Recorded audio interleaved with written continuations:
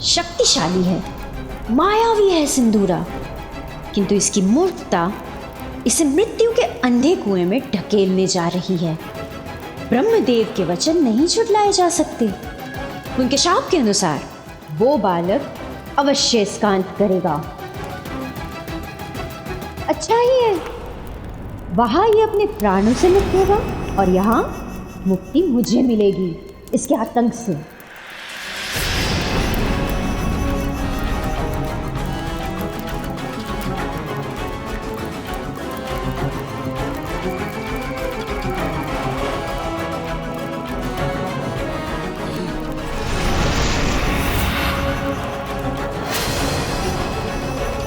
सिंगिका, तुम किस विचार में डूबी हो बताओ मुझे। कभी कभी किसी का अनुचित विचार ही उसके संहार का कारण बनता है। संहार? संहार का विचार? हाँ, मैं तो आपके हाथों से उस बालक के संहार का ही विचार कर रही थी।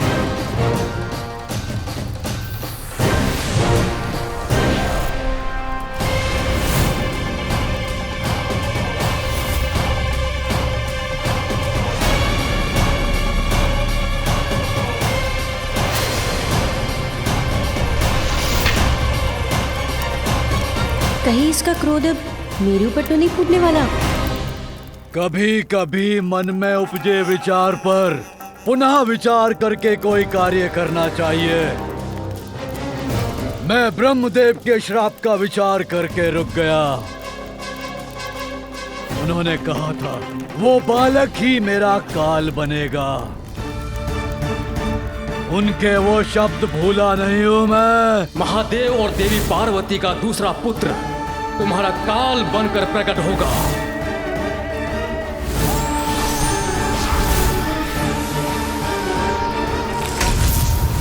संकट के मुख में स्वयं को प्रवेश करना मूर्ख का स्वभाव होता है और सिंदूरा मूर्ख नहीं है। इसीलिए उचित तो यही होगा कि मैं कैलाश और उस बालक से उचित दूरी पर रहूं।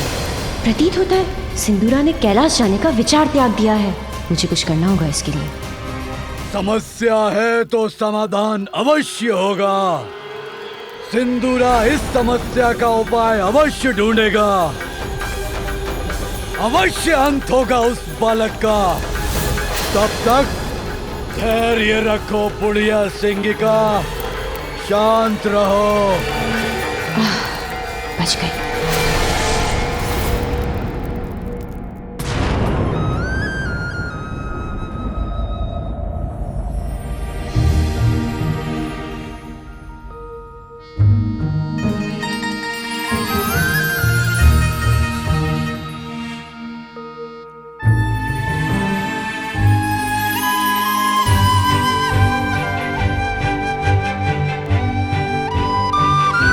सूर्यदेव को मेरा नमन। आपके आने से तो एक नवीन दिवस का प्रारंभ हो गया है। अब तो कुछ कार्य करना होगा मुझे, किंतु मैं क्या करूं?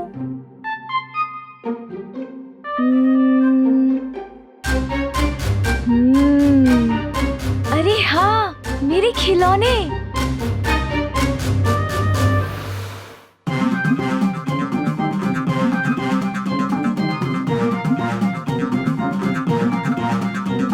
इसमें बैठकर हम कहीं भी यात्रा कर सकते हैं, है ना? मेरे प्यारे खिलौने, मेरे प्यारे खिलौने। पुत्र, माँ,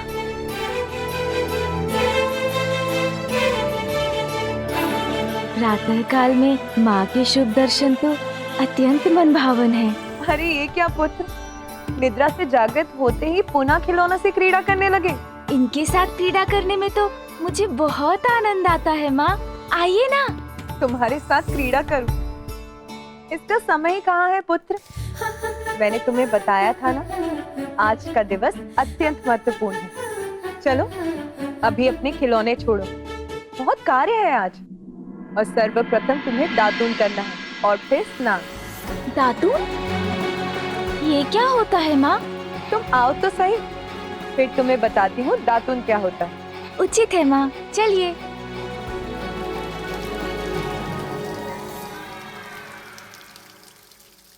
ये तो बहुत मनोरम दृश्य है माँ। क्या प्रातः उठकर इस दृश्य का आनंद लेना ही दातून करना कहलाता है? कितने प्रश्न हैं तुम्हारे पास पुत्र, कैसे सबका उत्तर दूंगी? ये वृक्ष देख रहे हो, ये नीम का वृक्ष है पुत्र। इसकी छाल, पत्तों और फल में अनेकों औषधियां निहित हैं जो हमारे शरीर को निरोग रखती हैं, और इसी की टहनी को दातून कहते हैं पुत्र। ये देखो, ये है दातून।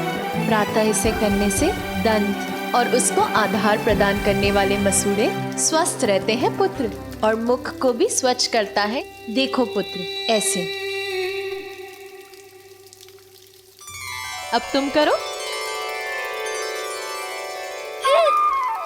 माँ, ये तो बहुत कड़वा है। हाँ पुत्र, कड़वा तो है, किंतु प्रतिदिन करोगे तो तुम्हें इसका अभ्यास हो जाएगा, फिर इतना कड़वा नहीं प्रतीत होगा, और इसका कड़वापन तुम्हारे जीवन में स्वास्थ्य की मिठास घोल देगा पुत्र। चलो, अब बिना मुख सिकोड़े शीघ्र दातुन करो। अच्छा माँ, करता हूँ। आपका आदेश तो नहीं टाल सकता ना? पार्वती, तुमने हमें बुलाया? हाँ सखियों, अपने लाडले मेरे पुत्र को स्नान तो करवा दो।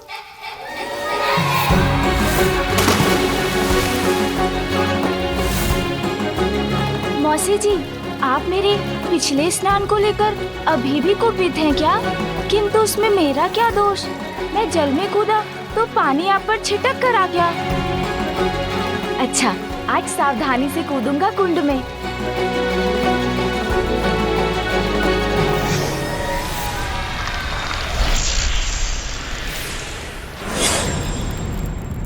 असुर सम्राट सिंदूरा, आपके अधीन असुर साम्राज्य अत्यधिक शक्तिशाली हो गया है, किंतु अभी भी हमें अपने राज्य की सुरक्षा पर समुचित विचार करने की आवश्यकता है।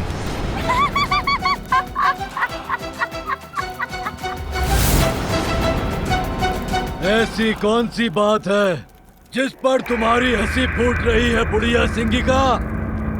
मंत्री जी, आप यहाँ से जाइए।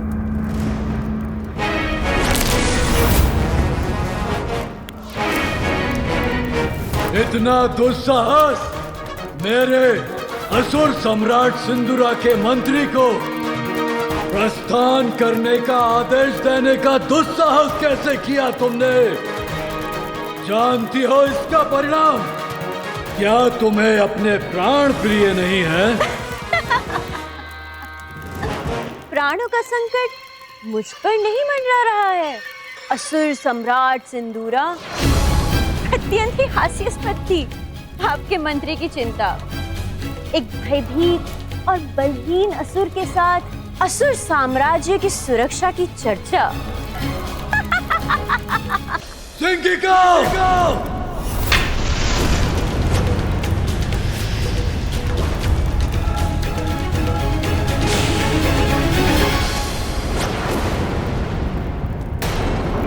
ऊंचे स्वर में चिल्लाने से कोई महाबली नहीं बन जाता असुर सम्राट। बरसने वाले मेघ गरजते नहीं हैं, और जो मेघ गर्जन करते हैं वो चाहे कितने भी शक्तिशाली क्यों ना हो, हवा का एक छोटा सा झोंका भी उन्हें उड़ा के ले जाता है। एक छोटे से बालक से भयभीत होने वाले असुर सम्राट की गर्जन भी उसी गरजने वाले मेघ के समान है, क्योंकि मेरे समक्ष जो ये सिंदूरा खड़े हैं, ये वो नहीं है जिन्होंने गज बुखासुर जैसे भयावह असुर को पराजित किया था। स्मरण कीजिए असुर सम्राट, स्मरण कीजिए।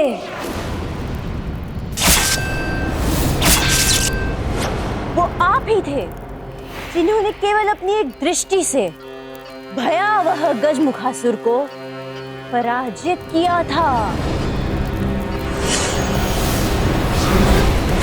उसे पाताल के सिंहासन से हटाकर यहाँ के राज सिंहासन पर अपना आधिपत्य जमा लिया था।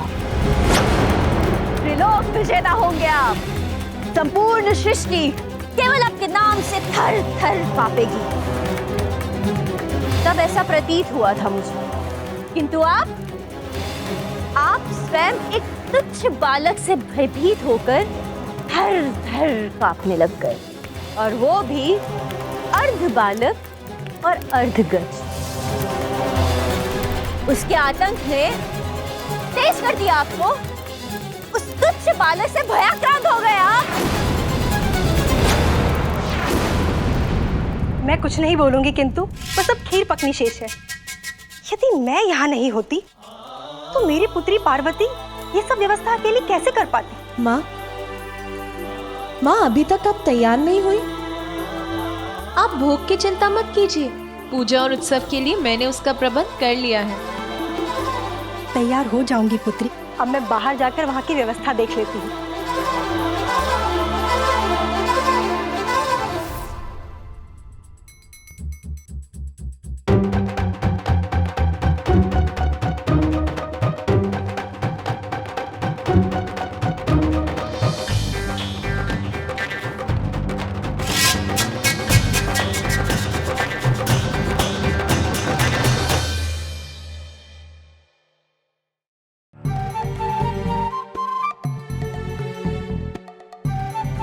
यहाँ तो कोई सजावट नहीं, न कोई पुष्प, न कोई रंगोली। और ये गण तो ऐसे बुहार रहा है जैसे इसको किसी ने भारी दंड दे दिया हो।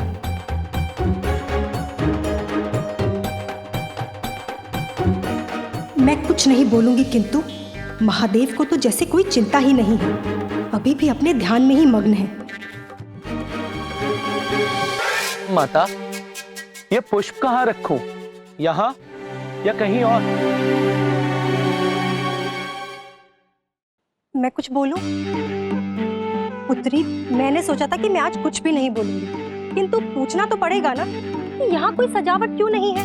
ना कोई मंडप, ना तोरण और ना ही पुष्पों की लड़ियां, कुछ भी नहीं है ना माता। आप तनिक भी चिंता ना करें, हमने समुचित व्यवस्था कर ली है। देखिए, यह गण कितनी तत्परता के साथ इस स्थान को स्वच्छ कर रहा है। बस वो होते ही हम दोनों इन पुष्पों से इस स्थान की सजावट कर देंगे। नंदी, आज सभी देवी देवता, यक्ष, गंधर्व आदि इस उत्सव के लिए यहाँ पधार रहे हैं और तुम इतने ही पुष्प लेकर आए हो। किंतु माता, देवी देवता तो प्रतिदिन महादेव के दर्शन के लिए आते हैं। उनके आगमन पर हम कभी भी कैलाश को पुष्पों से नहीं सजाते। मैं कुछ नहीं बोलूंगी, किंतु आज कोई छोटा मोटा उत्सव नहीं है। पार्वती नंदन के नामकरण का उत्सव है, भव्य उत्सव है। पुत्री पार्वती, तुम्हारी छठी और नामकरण के समय सारा राजभवन चमक धमक से जगमगा उठा था। ऐसा प्रतीत होता था जैसे हीरे और अन्य रत्न जड़ दिए गए। इतना भव्य उत्सव था, ऐसी सजावट कि जिसे आज भी विस्मय से स्मरण किया जाता है। किंतु यहाँ देखकर तो ऐसा प्रतीत हो रहा है कि कुछ भी विशेष होने वाला ही नहीं। कितने से पुष्पों से सजेगा ये भवन? शांत हो जाइए माँ, चिंता मत कीजिए, आप निश्चिंत रहिए। ये उत्सव मेरे छठी और नामकरण संस्कार से भी अधिक भव्य होगा। नीलकंठ,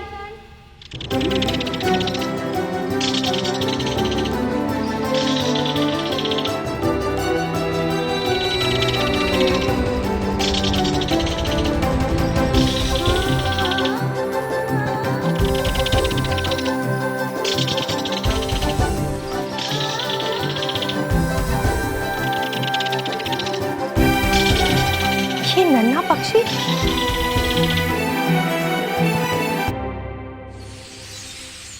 वक्रतुंड महाकाय बुद्धि के नरेश, रिद्धि सिद्धिदायी विघ्न हर्ता श्री गणेश। सुमुख नाम प्रथम पूज्य देव तुम विशेष, रिद्धि सिद्धिदायी विघ्न हर्ता श्री गणेश। उमा सुत के जन्मोत्सव के लिए सज रहे कहीं सुमन कहीं जले दिए। नीलकंठ पंछी सिंहराज की लहरी, सज्जित कैलाश कर रहे हैं सभी। रंगोली तोरण और पुष्प लड़ी, गण प्रसन्न मैना अचंभित खड़ी। सारे सारे जीव पूर्ण सामर्थ्य से व्यस्त, शुभ कार्य में सृष्टि जुट गई समस्त। वक्रतुंड महाकाय बुद्धि के नरेश, रिद्धि सिद्धिदायी विघ्नहर्ता श्री गणेश। जय देव जय देव जय देव जय देव। मेरे पुत्र के छठी और नामकरण संस्कार का उत्सव, इसमें तो संपूर्ण प्रकृति झूम उठे। वो ही उत्सव की संपूर्ण व्यवस्था करे, ये तो मेरी प्रबल इच्छा थी।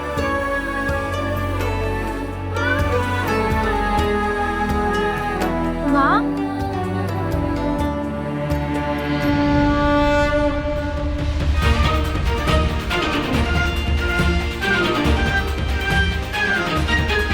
मेरे पुत्र, मेरे मंगल मूर्ति,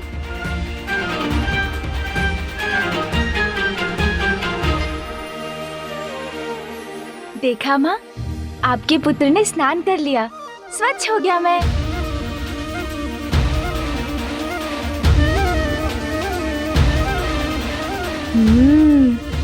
इतनी सजावट, वाह माँ, हमारा भवन तो बहुत ही सुंदर लग रहा है। और ये फल तो बहुत ही सुंदर है माँ, स्वादिष्ट भी होंगे। अब तो इन्हें खाना ही होगा। रुको पुत्र। क्या हुआ नानी जी, आपने मुझे रोक क्यों दिया?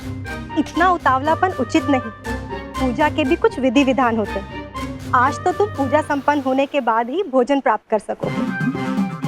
हाँ पुत्र, नानी माँ उचित कह रही है। आज तुम मेरी अनुमति मिलने तक कुछ भी नहीं खाओगे, समझ गए ना? हाँ माँ, समझ गया मैं।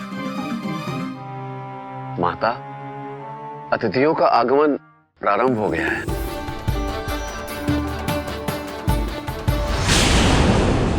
बोल रही हो बुढ़िया सिंगिका, वो बालक महादेव और देवी पार्वती का पुत्र है। और आप भूल रहे असुर सम्राट सिंदूरा, कि आप स्वयं ब्रह्मदेव के पुत्र हैं, जिन्होंने स्वयं अपने पिता सृष्टि के रचयिता ब्रह्मदेव को भी भयभीत कर दिया था। क्यों ना मैं आपको ही अपनी भुजाओं में आबद्ध करके देख लूं कि आपकी ये दी हुई शक्तियां प्रभावी है भी या नहीं। उचित कह रही हो तुम सिंगिका, ब्रह्मदेव का श्राप है तो क्या हुआ, उनका वरदान भी तो प्राप्त है मुझे। अपनी भुजाओं में भरकर मसल के रख सकता हूँ अपने शत्रु को मैं। शत्रु के मस्तिष्क पर नियंत्रण पाकर उसका अंत कर सकता हूँ मैं पुत्र हूँ ब्रह्मदेव का, और वो तुच्छ बालक मेरा सामना नहीं कर सकेगा। वध करूंगा मैं उसका।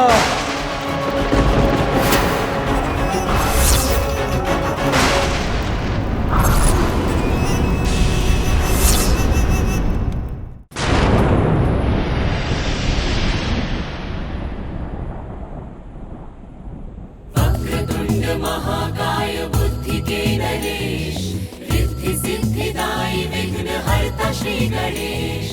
सुमुख नाम प्रथम पूज्य देव तुम विशेष, रिद्धि सिद्धिदायी विघ्नहर्ता श्री गणेश।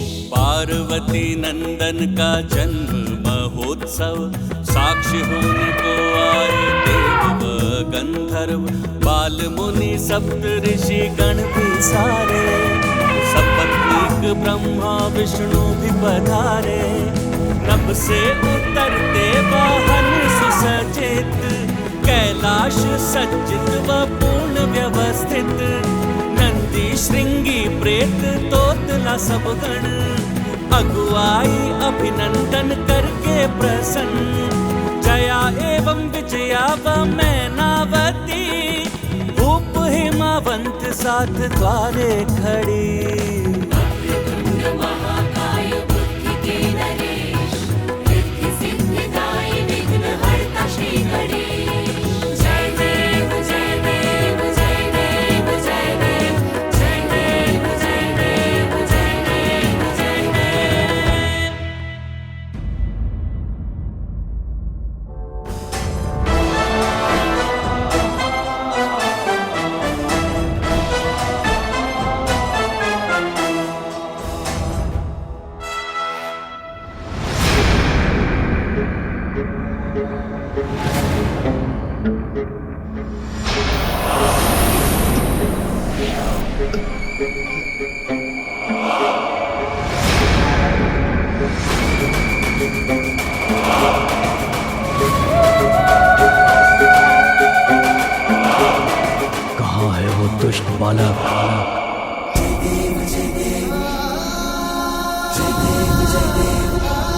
जय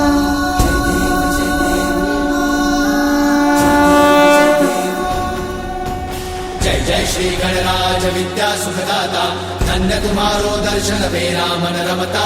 जय देव भाव भगत से कोई शरणागत आवे, संतत संपद सबही भरपूर पावे।